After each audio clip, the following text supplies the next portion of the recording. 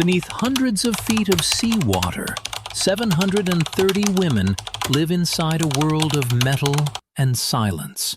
The air tastes of machinery and recycled breath. The walls tremble with the hum of nuclear power. Sleep happens in bunks barely bigger than coffins, stacked 3 high, with just inches between steel and skin. They wake, dress, and move through passageways so narrow 2 people can't pass without turning sideways. Every sound, footsteps, valves, whispers, echoes through the hull. Privacy doesn't exist. Discipline replaces it. 1 shower, 1 mirror, 1 routine shared with 140 men. The bathrooms fit inside spaces smaller than closets. The dining room, designed for 24 seats, must feed 155 sailors in endless rotations. Meals happen under red lights, in the same air they've breathed for weeks. Yet they stay. Longer than their male shipmates. Stronger under pressure no one else can see. The U.S.S. New Jersey, the first submarine built for them, changed more than architecture. It changed what endurance looks like. For over a century, submarines were a brotherhood. Now, they are proof that courage has no gender. Every heartbeat down here is a reminder. Silence can still roar beneath the sea. But what drives someone to trade sunlight for steel? What kind of strength survives months without sky, without space, without rest? And what happens when the bravest voices in the ocean belong to women? This is Submarine Shadow, where light never reaches, but stories still surface. For more than a century, the deep was a man's world. Every submarine that slipped beneath the waves carried only male voices, male footsteps, and the unspoken belief that silence and steel were not a place for women. From World War I's diesel boats to the nuclear giants of the modern fleet, it was a closed brotherhood, an unbroken line of men who vanished beneath the surface and returned months later with salt in their veins and shadows in their eyes. That changed in 2010. A single decision, quiet, bureaucratic, but revolutionary, lifted the ban that had sealed half the population out of the Navy's most secret world. When the order came, the submarine community didn't celebrate.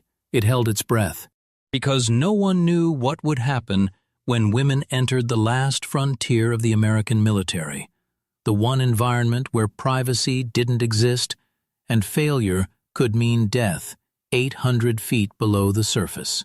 Today, that silence hums differently. When the steel doors close and the last trace of sunlight disappears, there are women standing among the crew, officers, engineers, specialists, trained in the same schools, carrying the same burdens, enduring the same pressure. They are part of the Navy's nuclear-powered fleet, machines of unimaginable complexity, vessels capable of circling the globe without surfacing, each one a floating city of circuits, turbines, and human endurance. Life inside this world is unlike anything on Earth. The air is filtered and recycled, carrying the faint scent of oil, metal, and human breath. The temperature never changes, cool, controlled, artificial. The lighting shifts from harsh fluorescence to dim red, the color of night operations.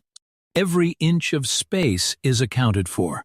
Pipes line the ceilings, wires trace along the walls, bunks fold against bulkheads, and the constant vibration of the reactor pulses through the floor like a second heartbeat. A submarine never truly sleeps. Its crew moves on an 18-hour cycle, 6 hours on watch, 12 hours off, a rhythm that erases the concept of day and night. Somewhere, someone is always awake. Machinery roars, valves hiss, alarms chirp softly in the distance. Meals arrive at odd hours, served in a galley barely larger than a food truck. Coffee becomes a lifeline. Laughter becomes medicine. The ocean outside presses with a force that could crush a car.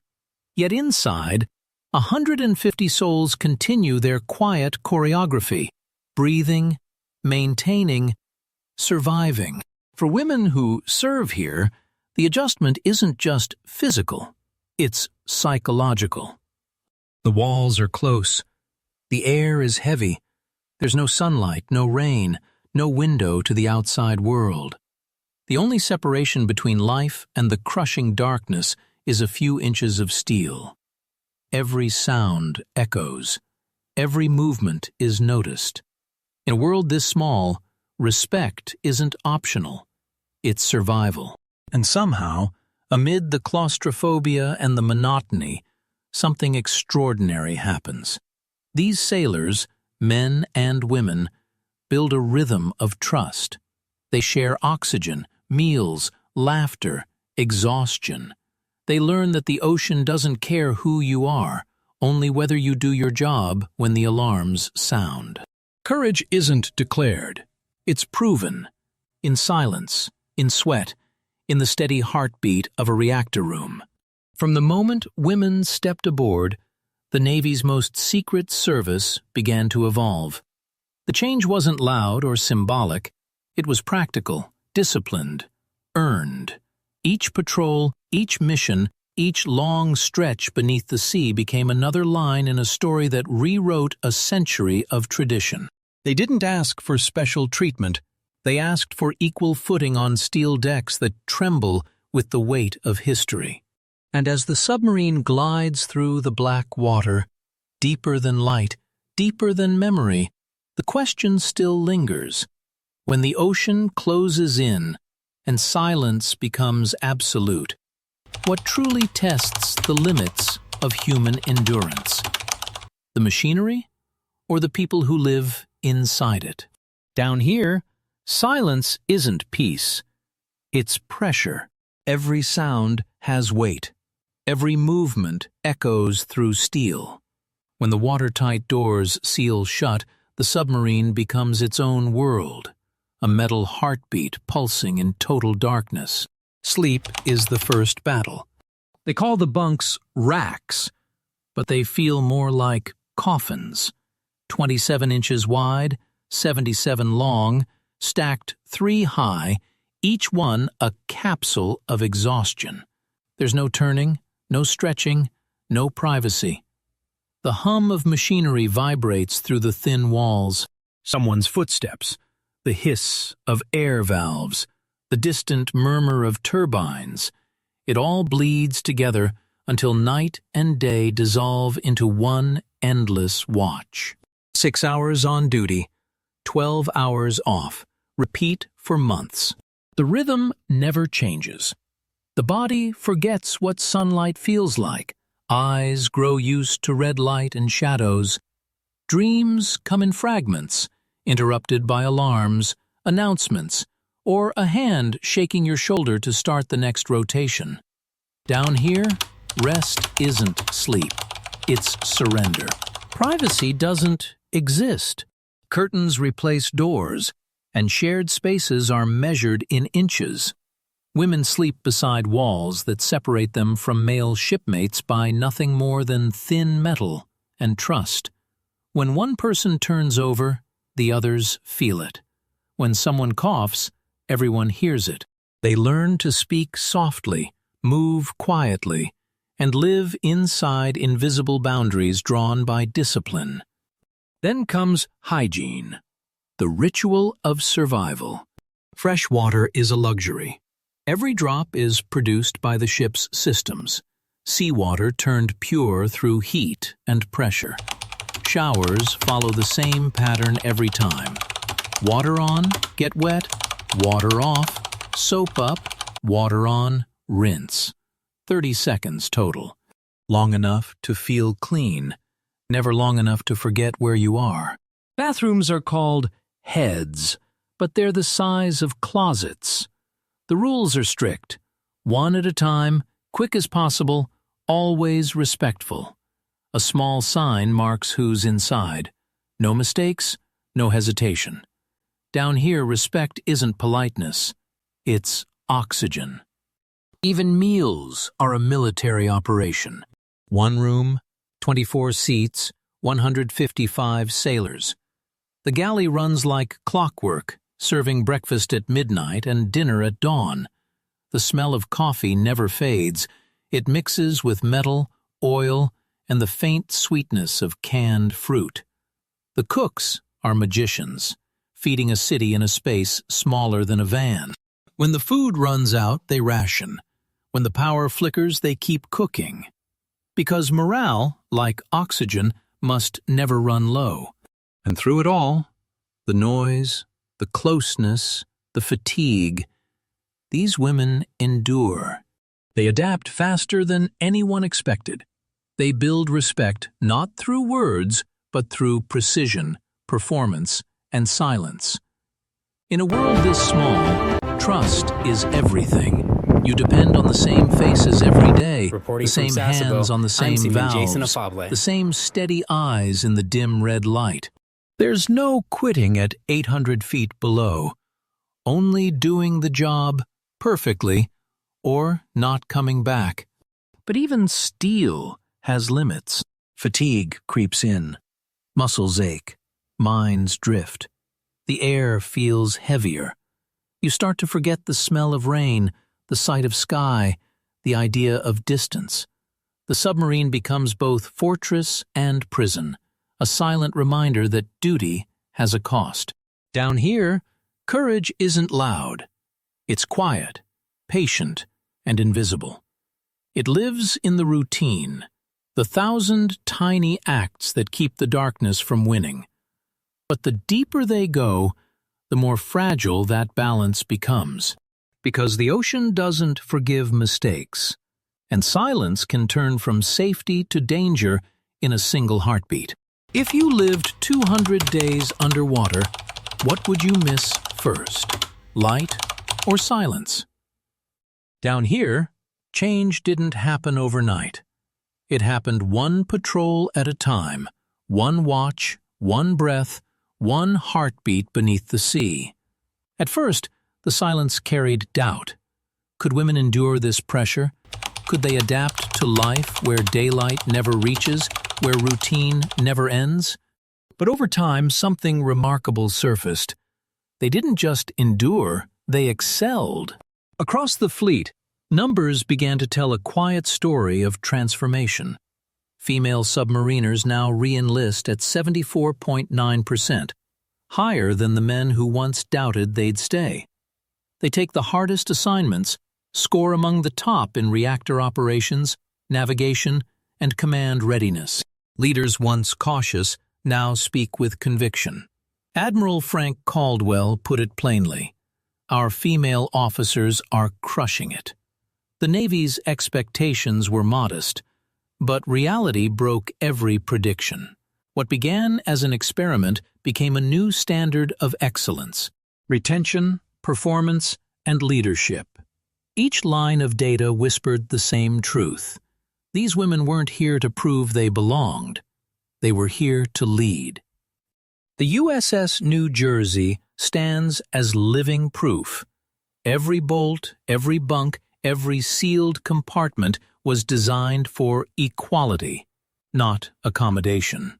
Privacy doors replaced curtains. Shared quarters became shared responsibilities. The architecture itself evolved, reshaped by the understanding that capability has no gender. And somewhere in that silent hull, an invisible line of history was rewritten, not in speeches, but in service. Beyond the American fleet, the ripples spread across oceans. 20 nations now send women beneath the waves. Norway, Japan, South Korea, Canada, Australia, the United Kingdom, all following a course once charted by quiet, American persistence. The sea no longer belongs to a single voice. It has become a chorus, disciplined, diverse, united by duty.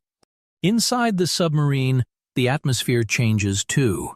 Brotherhood becomes something larger, not just a bond among men, but among sailors who share the same darkness, the same mission, the same unspoken code. When the lights dim to red, when the hum of the reactor fills every corridor, no one cares who's wearing which uniform. They care who stands their watch, who keeps the ship alive, who listens when the silence grows too heavy. They discover something profound. In the dark, they found each other. They learned that courage isn't loud, it's steady. It's the quiet endurance of doing your duty when no one sees. Down here, every act of precision, every valve turned, every code entered, every meal prepared under impossible conditions becomes an act of faith. Faith not in survival, but in one another. Because beneath the ocean, teamwork isn't a slogan, it's oxygen. It's the unseen force that holds the crew together when pressure threatens to crush steel and spirit alike. Each patrol becomes more than a mission. It becomes proof that unity can exist where sunlight doesn't, and that strength can thrive in silence. As the Navy looks ahead, the future takes shape through the mist of the deep. By 2028, the first female submarine commander will take her place on the bridge, not as a symbol, but as the natural result of years spent earning it. Generations from now, sailors will speak of her name in the same breath as the great captains of the silent service. Her command will not just steer a vessel, it will steer a legacy. And somewhere, above the ocean's surface, families will sleep in peace, unaware that the watch beneath them is being kept by women who have redefined what devotion looks like. Their lives prove a simple truth. They didn't come to challenge tradition. They came to complete it. In darkness, they forged equality. In silence, they found purpose. Every sacrifice, every sleepless night, every long dive into the unknown, it all adds up to something larger than pride.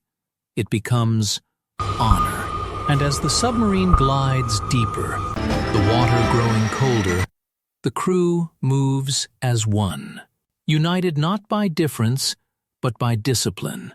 What began as isolation has become belonging. What began as doubt has become legacy. Somewhere beyond the reach of light, a new kind of strength is rising. Quiet, relentless, unstoppable. Do you believe true equality is earned in words or in silence? The ocean holds its secrets close. Down there, beneath miles of water and darkness, human endurance is tested in ways the surface can't imagine. And yet, within that pressure, within that silence, these women have built something extraordinary. Not just survival, but excellence. They don't simply serve aboard submarines. They make them better. Every system they master, every watch they stand, every sacrifice they carry, it all reshapes what it means to serve with honor. For more than a century, the deep belonged to men. But since 2010, a new sound has echoed through the steel corridors of the silent service. The steady, unbreakable rhythm of women who refused to see barriers, only horizons. Their courage isn't the kind that shouts. It's quiet, measured, enduring. It lives in the discipline of every breath, every checklist, every moment of calm when the world above forgets they even exist. They've given up the sky for steel, sunlight for duty, freedom for service. And still, they smile, because down here, purpose shines brighter than the sun ever could. They thrive where sunlight cannot reach. They find belonging where isolation once ruled. They turn confinement into courage. They transform silence into strength. From the decision in 2010 that broke a century-old barrier to the coming year 2028, when the first woman will take command of her own submarine, This has never been a story of rebellion. It's a story of evolution. The Navy didn't simply allow women into the deep. It grew stronger because they came. The ships changed. The culture shifted. The future took shape, forged by hands steady enough to guide nuclear power and hearts strong enough to face total darkness. Above them, waves roll endlessly, indifferent and vast. But beneath, in the red glow of control rooms and the hum of reactors, they stand watch. Not for glory, not for recognition, but because someone must. Someone must keep the peace alive while the world sleeps in comfort. Their mission isn't seen on screens or celebrated in headlines, but every day of peace on the surface exists because of their unseen courage below. When the world speaks of equality, they live it. When the Navy speaks of honor, they embody it. They've turned the submarine, once a fortress of isolation, into a vessel of unity, respect, and shared purpose. And through that, they've shown us all what strength truly means. Their story is not just one of military progress, but of the human spirit, the will to belong, to serve, to endure. They've carried the weight of tradition and transformed it into a legacy of inclusion. They've taken the cold hum of machinery and filled it with heartbeat. The sea remembers them. The silence honors them. The nation owes them. And the future follows them. As the submarine drifts through its eternal night, the crew moves as one, men and women together, guardians of freedom in a realm without light. They are the living proof that courage is not confined by gender, that devotion transcends visibility, and that the quietest service can echo the loudest truth. They deserve our respect, they deserve our gratitude, and they deserve to be remembered, not just as sailors, but as symbols of endurance, equality, and quiet power. Because in the end, every peaceful morning above begins with someone's sacrifice below. Every silent patrol is a promise kept.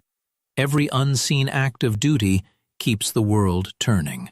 This is Submarine Shadow, where light never reaches, but stories still surface. Would you volunteer for silence if it meant protecting millions above?